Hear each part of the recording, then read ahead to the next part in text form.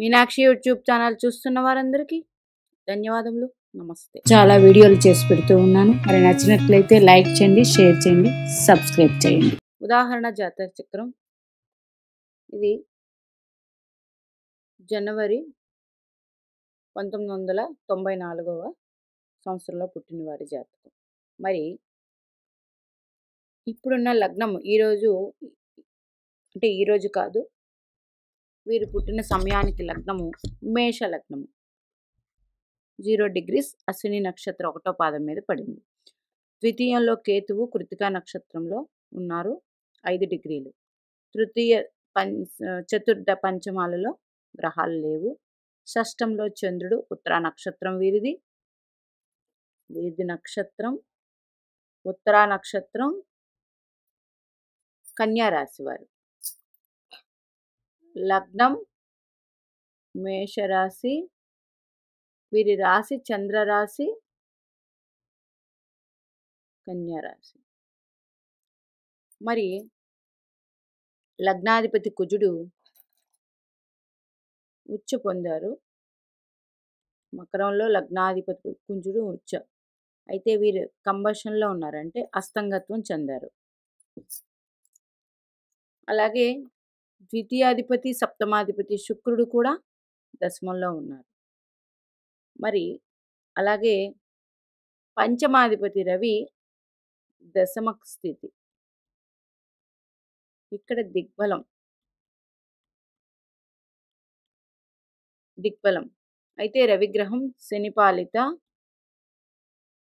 రాశిలో ఉన్నారు. అయితే ఈయన శ్రవణ నక్షత్రంలో ఉన్నారు. ఎవరు? రవిగ్రహం శ్రవణ నక్షత్రం, చంద్రుడు నక్షత్రం. చంద్రుడు ఈ లగ్నానికి చతుర్థాధిపతి. అయితే వీరికి ఉన్న ఊర్లో గవర్నమెంట్ ఉద్యోగం వచ్చే ఛాన్స్ ఉంది.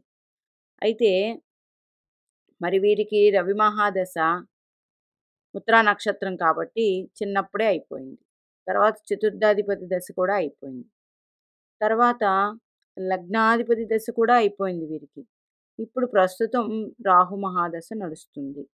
మరి రాహువు వృశ్చికంలో ఉన్నారు కాబట్టి జలరాశి కాబట్టి రాహుకి అంత బలం ఉండదు రాహుగ్రహానికి. అయితే అనురాధ నక్షత్రంలో స్థితి పొందారు.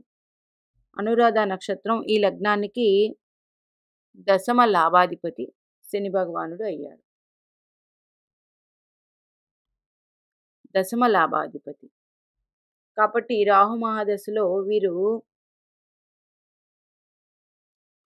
అంటే 2012 వరకు వీరికి వయసు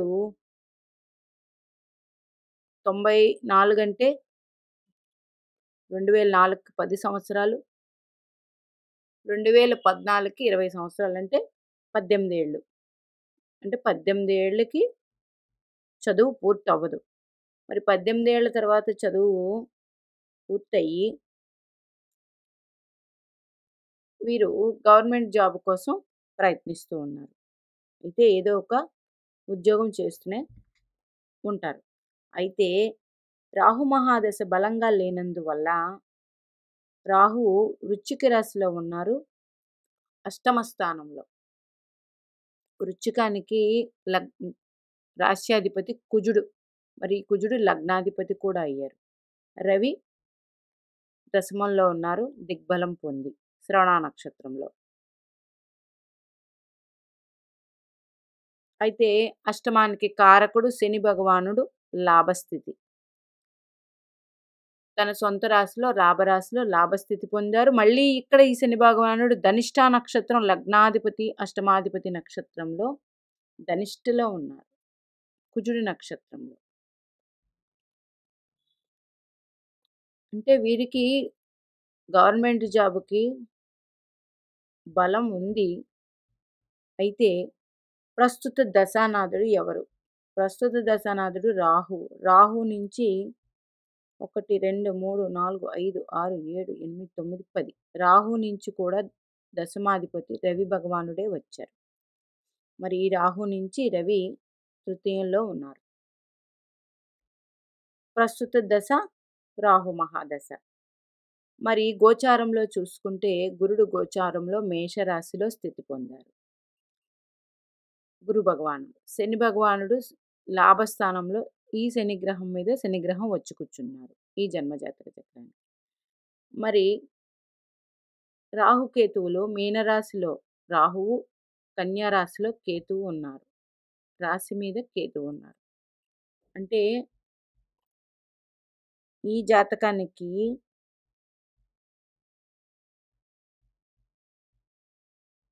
ప్రస్తుత దశ చూస్తే రాహు మహాదశ కాబట్టి జాబు ప్రయత్నాలకి ఇబ్బందులు ఉంటాయి. అయితే అనురాధ నక్షత్రంలో ఉన్నారు. ఆయన వాయుతత్వపు రాశిలో ఉన్నారు. లాభస్థితి పొందారు. ఉంటాయి.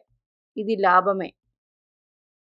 రాహువు అనురాధలో ఉన్నారు. అనురాధ నక్షత్రాధిపతి శని భగవానుడు స్వక్షేత్రంలో ఉన్నారు. వాయుతత్వపు రాశిలో. ఇది గుడ్.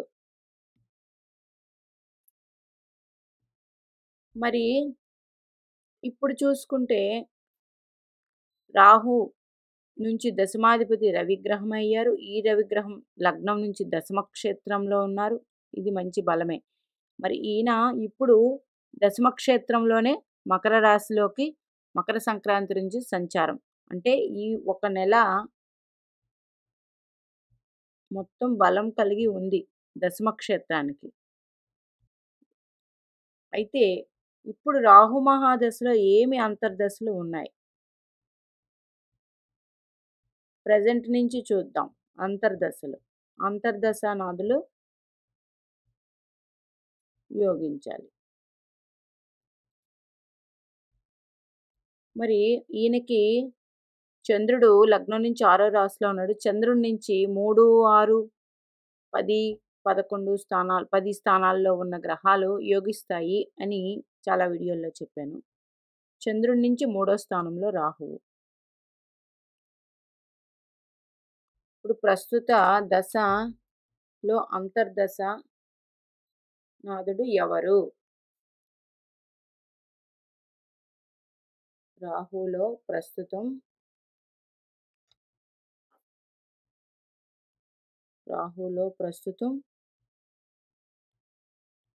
అంతర్దశ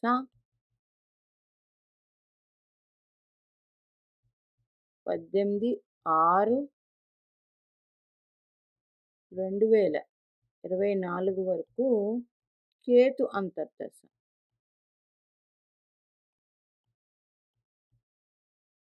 కేతువు అంతర్దశ. మరి ఈ కేతువు రాశి మీద ప్రయాణిస్తూ ఉన్నారు. ఇప్పుడు రాశి మీద ప్రయాణం. అంటే చంద్రుడి మీద కేతువు. కాబట్టి కొంచెం కన్‌ఫ్యూజన్ స్టేటస్‌లో మైండ్ ఉంటుంది. మరి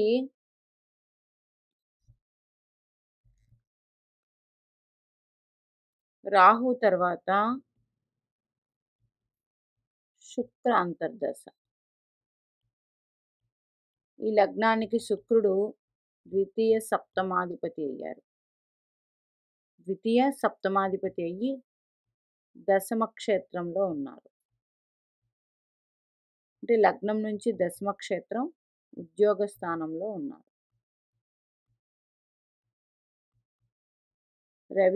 రవిగ్రహం పంచమాధిపతి అయ్యి దశమ క్షేత్రం మంచిదే. రవి దిగ్బలం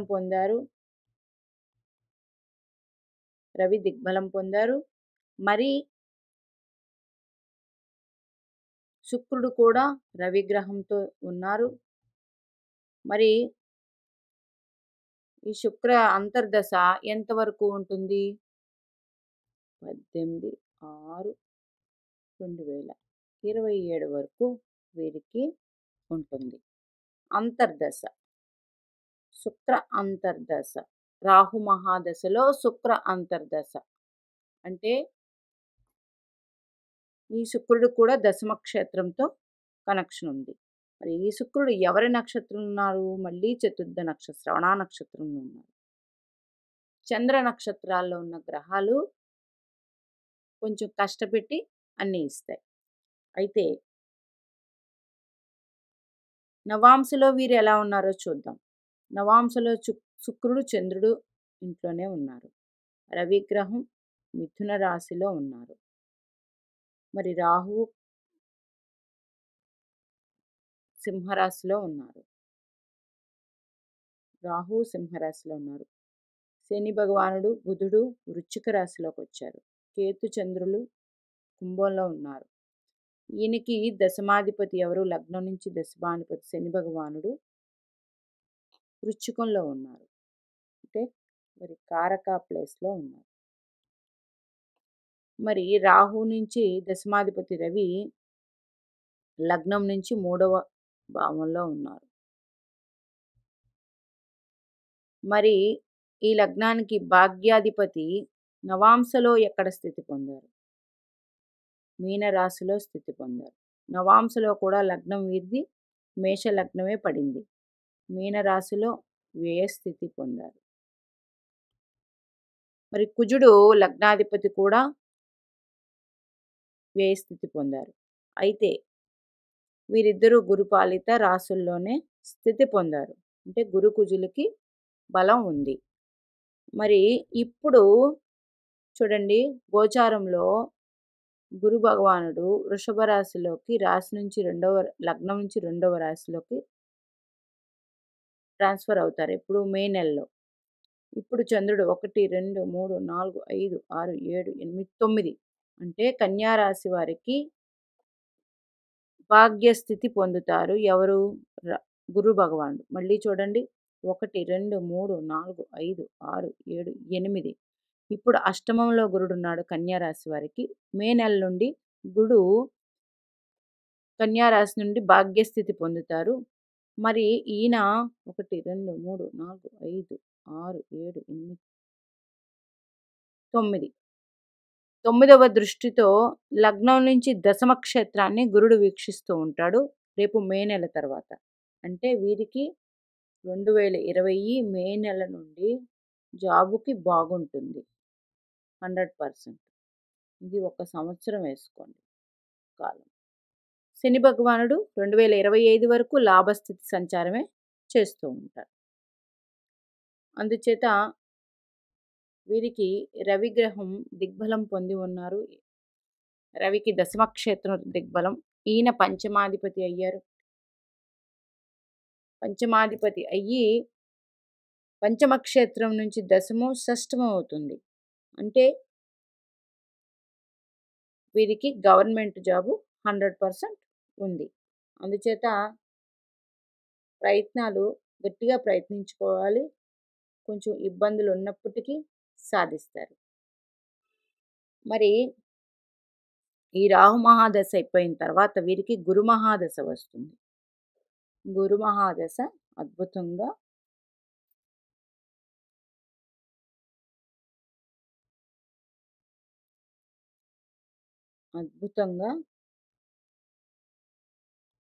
యోగిస్తుంది.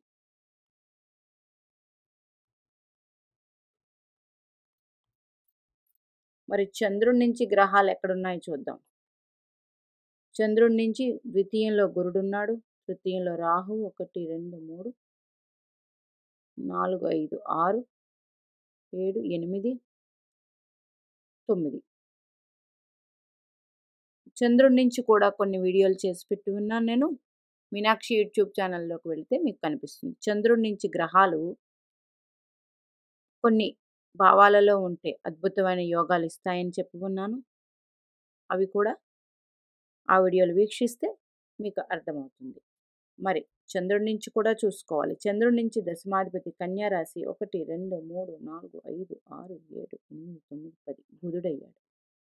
బుధుడు ఉద్యోగానికి కారకుడు. ఈయన లగ్నం నుంచి లాభస్థితి శని భగవానుడితో కర్మక కారకుడితో బుధుడు కూడా కారకుడు దశమక్షేత్రానికి. ఈయనతో స్థితి పొంది ఉన్నారు. చంద్రుడి నుంచి కూడా మీరు చూసుకోవచ్చు. మరి చంద్రుడి నుంచి ఎక్కడ స్థితి పొందారు? సప్తమలో స్థితి పొందారు.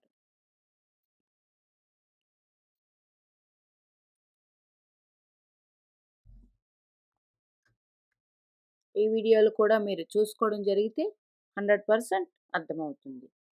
అయితే ఉదాహరణ చార్ట్ కోసం గీస్తున్న వీడియోలు ఇవి. కొంతమంది అడుగుతూ ఉన్నారు. అడగడం వల్ల చేయడం జరుగుతూ ఉంది. అయితే ప్రతి ఒక్కరికి ఉద్యోగం అనేది చాలా ముఖ్యమైన ఘట్టం. అది ఎప్పుడు వస్తుంది? ఎలా వస్తుంది? అవుతుందా లేదా? అందరూ కొంచెం ఆ పని ఏ పనైనా సరే ఆ పని అవ్వకపోతే ఇబ్బందికరంగా వాళ్ళ లైఫ్ ఉంటుంది కాబట్టి వాళ్ళకి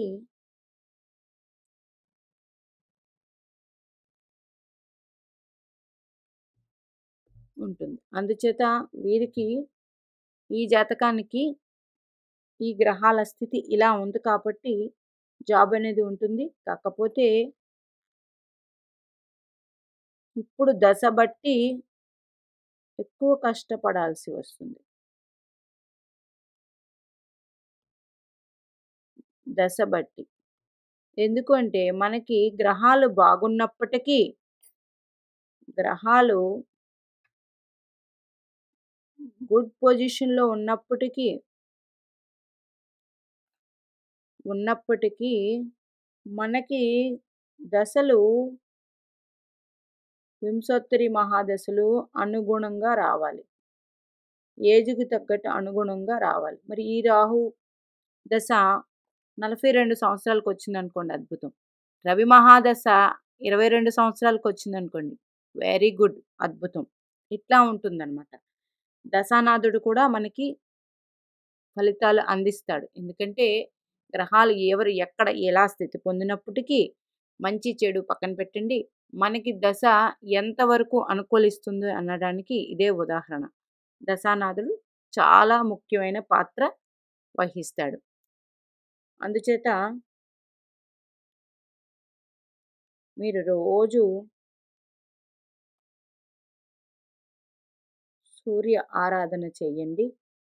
గవర్నమెంట్ సెక్టార్‌కి మొత్తం సూర్యుడే ఆరాధన చేయండి. ప్రొద్దున్న 6-7 మధ్యలో సూర్యునికి అర్ఘ్యం ఇవ్వండి. అర్ఘ్యం ఇచ్చి ఆయన్ని వేడుకోండి.